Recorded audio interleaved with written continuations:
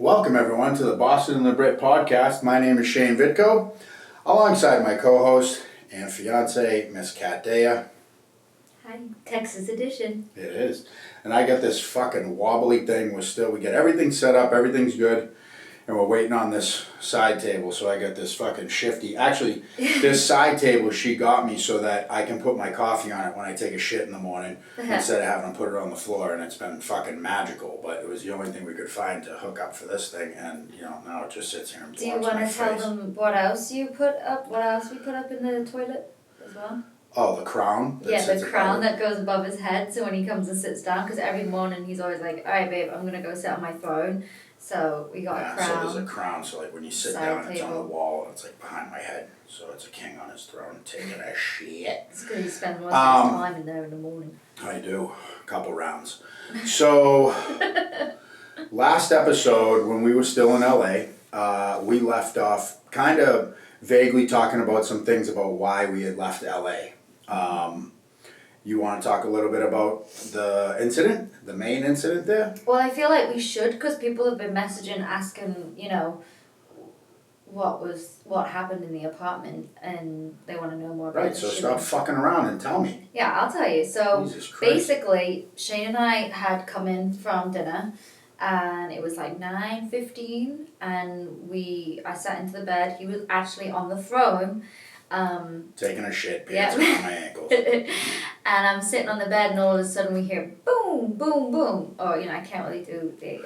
Yeah, that was cool. What was fucking Darth Vader here? They were shooting lasers. I mean, alright, so it was more like pew, pew, pew.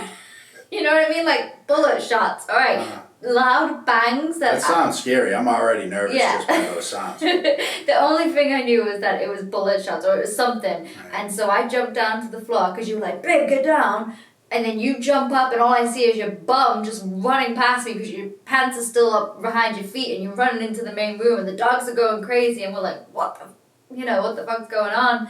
And then, watch your language, please. It's kid friendly. It turns out that he peeks his head through the window and the friggin' people are like, stay back, and there's SWAT teams swarming the apartment and everyone's like, stay down. He's like, stay down. And I'm there holding the dogs down and lo and behold there was a shooting in the apartment next door where the wall joined onto our apartment. So moving forward, if the guy who shot his girlfriend killed his girlfriend, multiple shot wounds, and then killed himself, if he'd have turned around just a little bit to the right, he'd have gone through the wall. He shot her this way. If he shot this way, it comes through our bedroom wall. Yeah.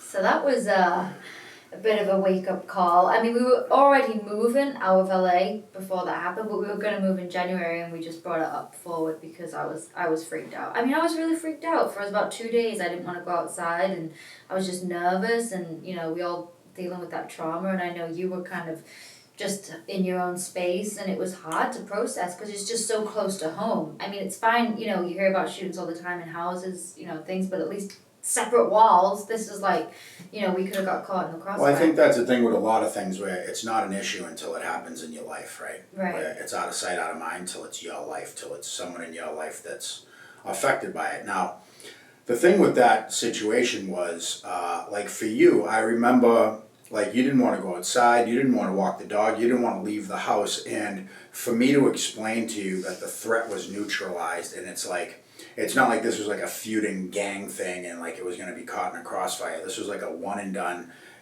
the target is eliminated, So for me to have to watch you have that, like a civilian have that trauma of that effect where I know the threat is eliminated, but for me it kept me in that, I hadn't got to that heightened sense of security in a long time. And, like how I always talk about with like, when I am in that mode, I am very much like a duck on water, like I'm breezing and everything's cool, but internally, I'm fucking going a million miles an hour. You definitely don't show it because you're just calm and collected, and I would never, I never guessed because you just calm me down, but little do I know you're actually... But that's what I'm trained to do, is like make sure the situation's quelled, make sure, everyone's calm, and then I come last after the...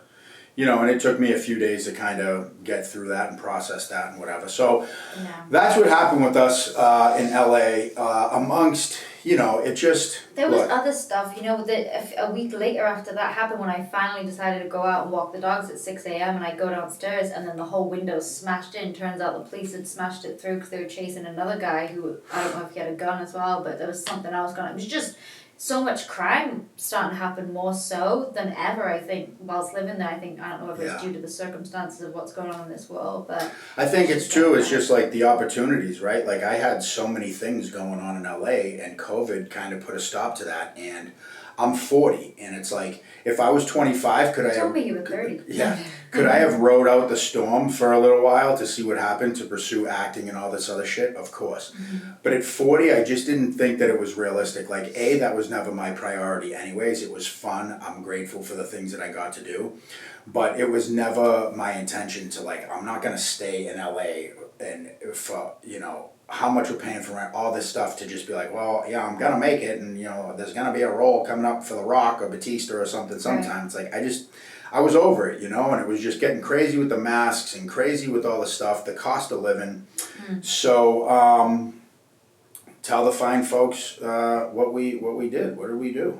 We moved to Texas, y'all. Yeah. And I'm wearing my local Texas t-shirt right now, which was brought by our local neighbors, Chris and Drew. Gotta shout them out, our new neighbors. Woo! But I'm really blended in, y'all. Yeah. I'm working on it, the y'all, a little bit to make it more cool. In. You're blended in like a fucking wet blanket on a camping trip. So what's Texas like, babe? It's pretty bloody awesome, I've got to say. I mean, it's not what I thought it was going to be. It's way better.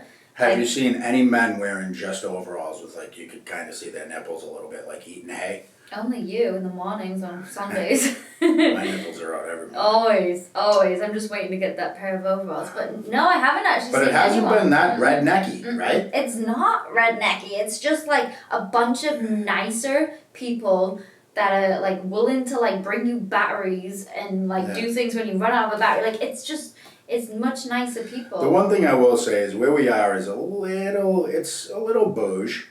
Right? What is that? Like What's bougie. bougie? Oh, bougie. Oh, you're still talking LA terms here. Bougie where we're at. Yeah, but that's a good thing, because like we're accustomed to being, we're a little bougie. But the thing ourselves. for me is like, it's a really tough transition because like, I mean, look, I grew up in a nice town outside of Boston, but I didn't have nice shit, and I like barely made it by middle class. And then since then, I've always lived in shitty places.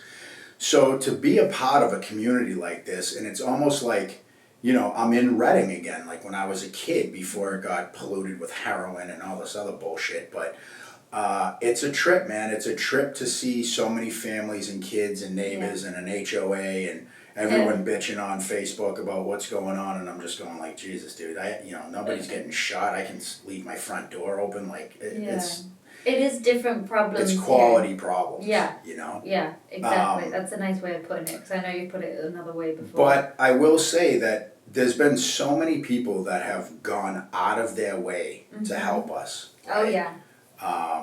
You know. And just make us feel welcome. And thank you to all you guys, all our new neighbors, all our friends that we've made, all the people that have come by and helped us set up this room and helped me with the camera stuff and the lighting and the websites and all the stuff. So we really appreciate you guys. Do. And yeah, it's been great. It's such a trip, and how much they the local folk appreciate veterans blows my fucking mind. Yeah. Because I've never experienced that anywhere. Right. You know? Everywhere we go, like Home Depot, everywhere. Thank you for your service. Like people just when you just talk to them and you mention you're a veteran, and thank you for your service. I've never seen that in LA when we were together, so it is nice, because I think that to be appreciated for that is something more people should do more often. I think we could all take a leaf out of Texas's book.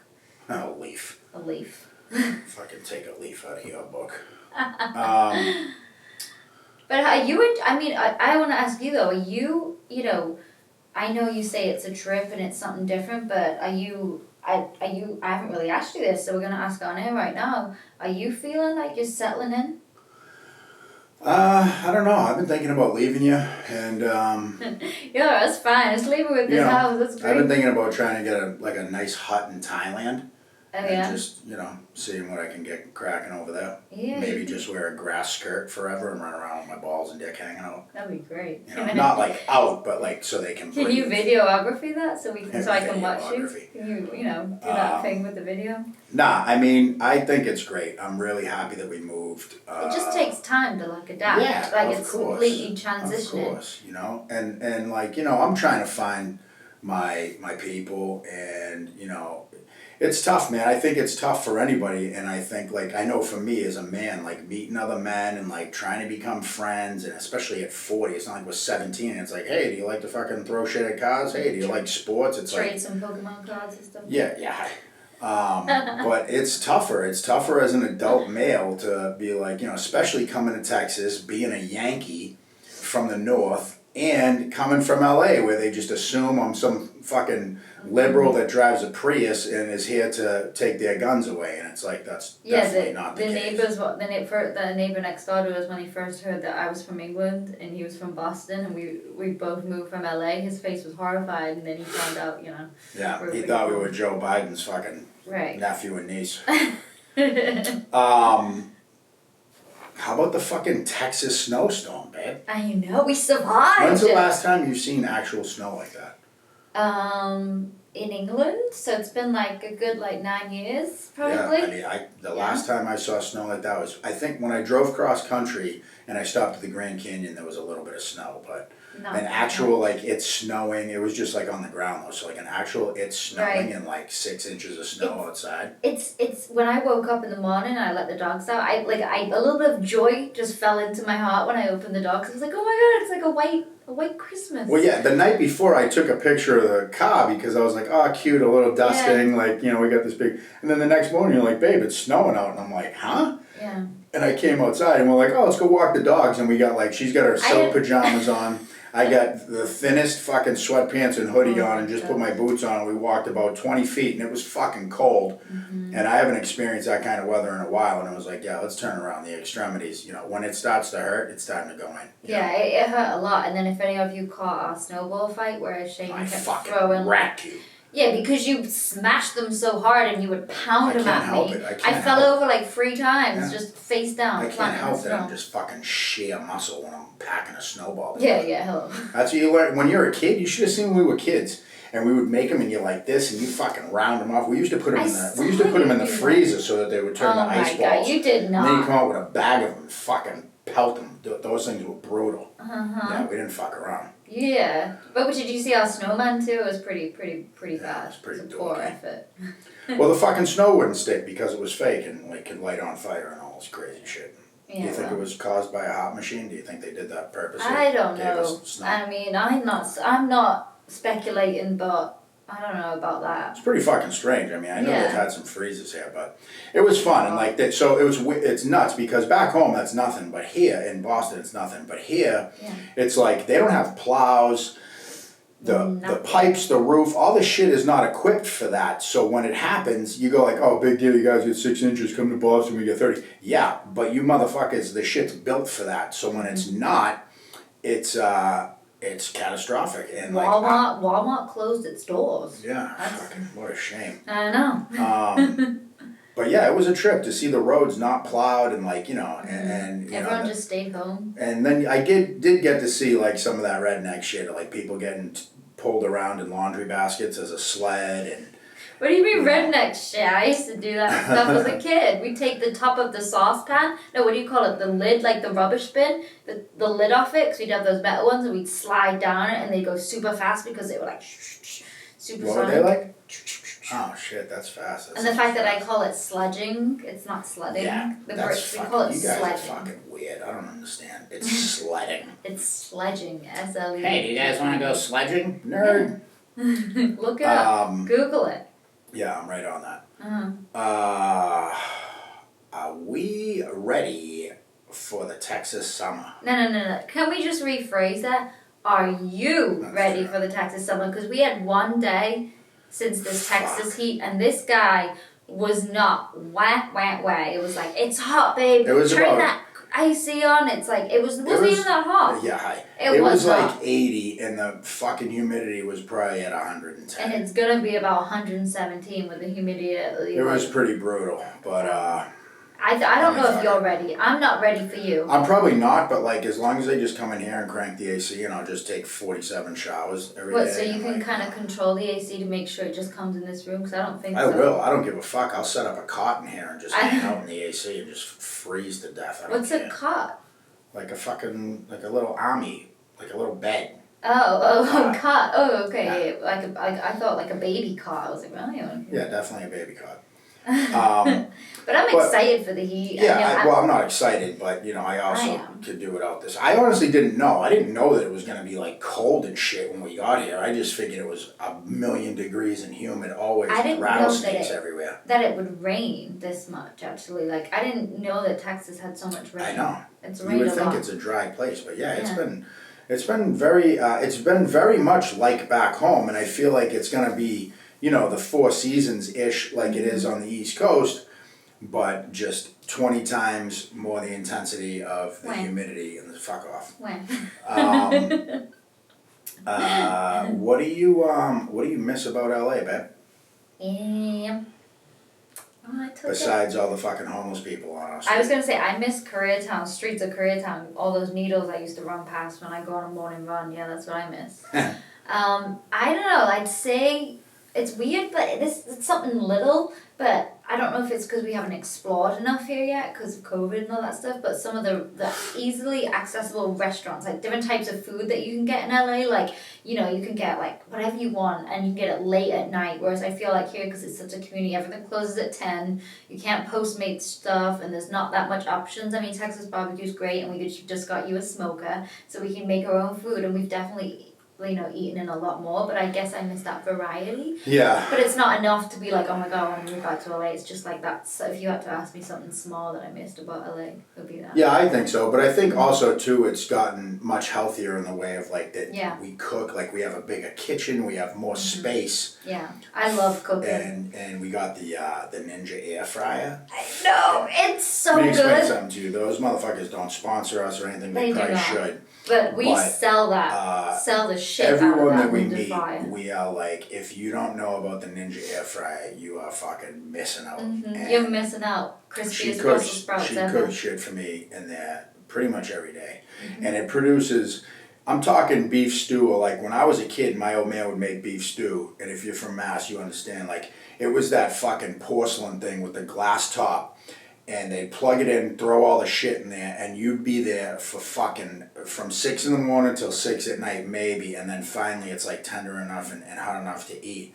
Where this thing, you throw it in what's 20 minutes? It's literally like I pop it in, sear the meat, put it in for 35 minutes, boom, it comes out, and it's like been and it tastes like it's been sitting there for 2 weeks. Like so the good. meat is so, it's and amazing. you can cook like, we're just turning into a cooking show, but you can cook like chickens, you can put like fish in there and it just comes out perfect. Everything's so good. And that's she's like, I'm gonna cook fish in this so it doesn't smell up the house. Yeah, that fucking worked well. I came in and it smelled like a fucking disgusting vagina. Ew, babe. It was gross. And I was like, gross, you're cooking fish, that's disgusting. Either that or change your underwear.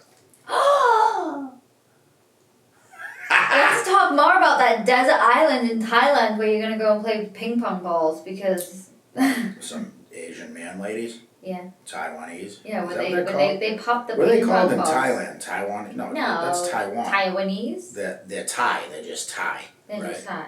Hey man, I'm Thai, I'm from Thailand. I'm from Thailand. I would just say Thai. Yeah. What do you miss about LA? What have you been missing about LA? I miss about LA. I miss my circle. You know, I miss my sober network out there, and like honestly, thank God for Zoom, and I still get to keep in touch with a lot of those guys, and I still get asked to speak at a lot of meetings in LA and a few in Boston, and but like I miss Jackson, and I miss my guys, man. I miss. Again, it's that nostalgia thing of like what kept me from being able to get sober for so long was because I kept wanting to relive the past. Like, fortunately, I've done enough now that like I'm not trying to relive that nostalgia, and I found a healthy way to appreciate and miss it, but know that it's in the past, Right. And where once upon a time it was like, I just want to be 15 and go ride my bike down the park, and why can't we do that? My friends are like, dude, I'm 35 and I have 2 kids and a job, I can't go ride my bike down the park. And I'm like, well, you're a fucking homosexual, I'm out of here. And it's the same thing, like, do I miss acting class every Monday night? Do I miss going to auditions and fucking never hearing anything back ever? Do I miss, you know, all the things that I had going on and going to Third Wheel to record and doing all the stuff? Hell yeah, I mean, it was great. But I also, like I said, I found a healthy way to realize that it was an opportunity, and I seized it. I grabbed all those opportunities by the balls, and no one can ever take that away from me, you know? And my 5 years in LA was great, and it just came down to, like, what do I want to do, you know? And when we figured out what we could do, and that we could do everything we wanted to do and didn't have to stay in LA for it, I it mean, was time here's to the bust thing. a funky move. You certainly did. We traded things in. Like we built our own studio in here. You now do daily things that you like are not used to doing. Like you go into the garage and play with things with tools and fix things, and it's just a different kind of different level, as you would say, of life that's going. Like we're moving, like we're growing, like we're just growing like little flowers. Yeah. I think I'm more like a flower, and you're like a little bit of weeds growing on the side. I don't know about that. And I Have you make seen you this look cool. bush? You do. How about you hardly ever wear sneakers anymore? I know. You I miss don't really wearing wear my sneakers? Jordans anymore. It just doesn't fit the bill, you know? I got either my boots on or like gym sneakers, you know, because like Or your Toms. it's dirty, it's dusty. Oh We no, should I didn't get Toms, did Oh no, what were I they got Toms? fucking They were dudes. Yeah, Hey Dude. Hey or Dudes, whatever. that was They're it. amazing. I wear them without So socks, and really they're just kind of like house slippers now, but I really got them for like when it's a gazillion degrees outside and I don't feel like putting socks in. I'm not a flip-flop guy. I'm not wearing flip-flops. I think you look like a fucking asshole.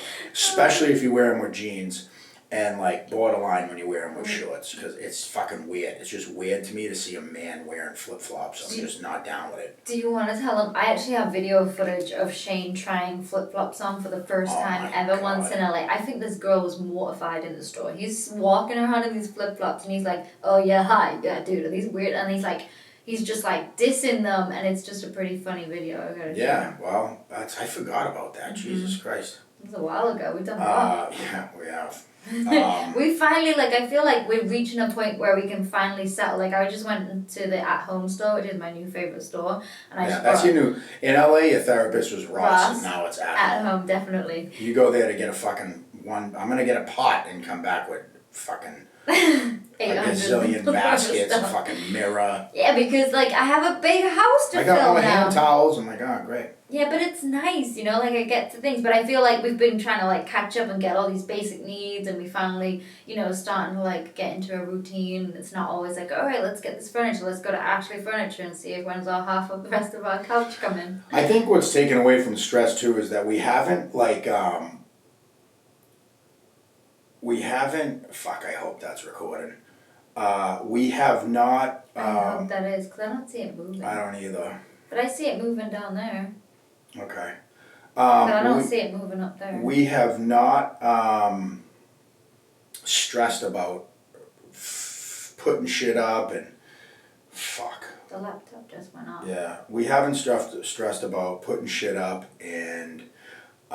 we're just kind of taking our time with it, you know what I'm saying? Yeah. It's like, there are times where I'm like, fuck, we gotta get all this shit up, but we kind of prioritize. We're like, a little bit here at a time. I did everything to get this studio up and running, and it's finally, here we are, and yeah, it's definitely been a big transition going from 600 square feet to fucking 3,300 square feet. 3,300 square feet. It's great. I mean, I still follow you around the house most of the time. Oh my God, you don't fucking leave me alone. But we have a movie room, which I'm just somewhere finished. doing work, and I'm like, all right, babe, I'm gonna be on the computer, I gotta get some work done, and fucking 3 seconds later, she's like, oh, I just gotta print something Do you know right why, in the same though? area, and Do it's you like, know there's why? a fucking million other things. It's you because can I'm do. so used to being so on top of you that it's like, if you're too far away, I'm like, oh, this is not used to. But that's where I feel bad, where it's my perspective, and I can't be like, God, will this fucking, homeless dog get away from me? I'm just like, she loves me and wants to be close to me, and I gotta appreciate that. Yeah. Fuck up. You'd miss me. And you do miss me. When I'm at home in that home store for 4 hours, I know when I come back, you're appreciative of me coming back. You're like, hey, babe. Yeah. Come sit on the captain. So, what business did we start, babe? We started a tea business called What's it called? Boston and the Brit Tea Company. We Yeah. have 19 flavors to start. And it's all based around the Boston Revolutionary War. And Well, the Revolutionary War was with the colonists in England, but which I'm learning about right now. Right, I'm about right. to do my interview for my citizenship. That's Anyway, but yeah, so Shane, my Mr. Creative Director, has created some amazing names for the tea. I've come up with some of these amazing recipes and tea flavors, so that should be rolling out in 2 weeks? yeah, I would say we got the Yeah. website getting put up, Mhm. and we're gonna start small, like local and farmers markets, and then once the website's up, and it's gonna be And then- subscription yeah. boxes, Once a month. regular boxes, sample boxes, and it's pretty cool, man. I'm proud about what we did, and coming up with all the names for the things, and Yeah, and they're good know. flavors. I made him on the hottest day of yeah, that Texas same too. day that I was done. I made him taste like 50 flavors of tea, like different concoctions that I created, and he was just like, by the end of it, he was done. But I made sure that out of those 50, actually probably about 60 or 70 now, that we picked 19 really good solid flavors that y'all are gonna love. Booyakasha! Y'all are gonna love. Woo-hoo! Yeah, you're fucking I blending pulled right it in. off. You're I blending pulled right it in, off. babe. I know. All right. I'm gonna get some more rolls later. So, fucking A. I think that's cool. I think that's good. A little update of Yeah. our lives and what's going on. We'll and see we're what doing. happens. The audio might have cut out. If it did, it's just going to be straight to the video and sound like shit, but fucking oh well. Yeah. Deal with it. Well, this is our first round. But this is the first time, and this is our first time recording, and we will fix the fucking speed bumps if there are any. Mm-hmm. So with that, take care. Yep, you know where to follow us are Boston and the Brit on TikTok, which is blowing up right now after Shane tried to walk around Target with a meat mallet. What do you call it? Meat tenderizer? Yeah, His new trending hashtag is tenderize him. Thor, what is it? Meat tenderizer Thor, everyone's calling him now. But anyway, go check that video out. It's on TikTok, Boston and the Brit. Yeah, TikTok is Instagram. Boston and the Brit. Right. Instagram, Boston and the Brit. Yours is Shane.Vitco. Mine is Cat.Day, soon to be Vitco. Damn, if you're lucky. All right. So, yeah, dude. Well, That's it. we have a function to attend because we're pretty fucking cool. So, that's it, guys. We'll see you next time. Bye.